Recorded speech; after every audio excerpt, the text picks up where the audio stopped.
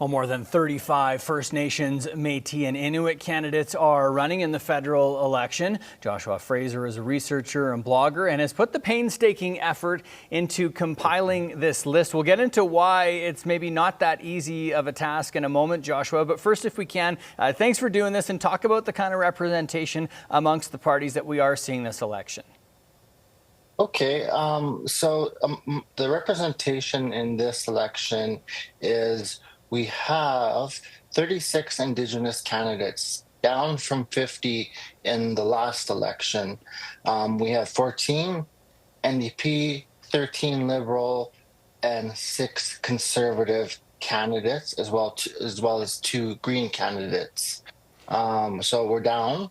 I think the reason being is that folks like myself are being a little bit more discerning of ensuring that the candidates that state that they are Indigenous are in fact Indigenous, that they're First Nation, Métis, or Inuit. So I think that's one of the reasons for me the count is down, because I do very extensive research on each of my candidates, and one thing I do is I try to get 3 really good references, and then of course their website on their party's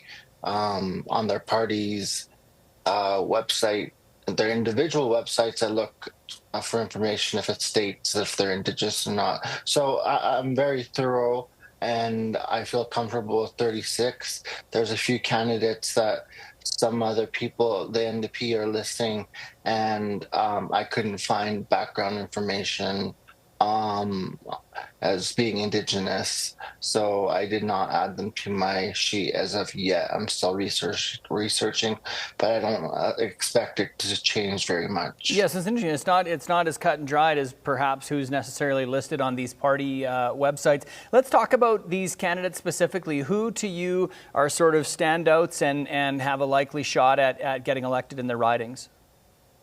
Yeah, absolutely. In Alberta, we have former Enoch chief Billy Morin running in Edmonton Northwest. He's the former chief of the Enoch Cree Nation. He has a good shot there. We're also looking to see if Blake Deserly in Edmonton Griceback keeps his seat. If there's this red wave, it appears as though the Liberals are taking quite a bit of the Indigenous vote in the polls. So the Indigenous as well as the NDP vote in the polls. So we'll see if Blake Deserly keeps his seat. He's a very good MP.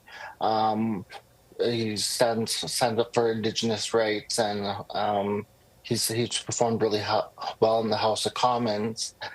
Coming outside of Alberta, I'm looking at former Grand Chief Mandy Gall-Masty in the Northern Quebec riding. There's a huge Inuit and First Nations population.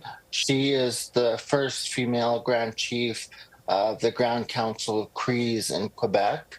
And then another one is Catherine Swampy and Leduc Wetaskiwin. It has a population of about 15% who are Indigenous people, and quite a few First Nations and a few Métis settlements. So yeah, those are some of the folks I'm looking at, but I'm looking at quite a few people.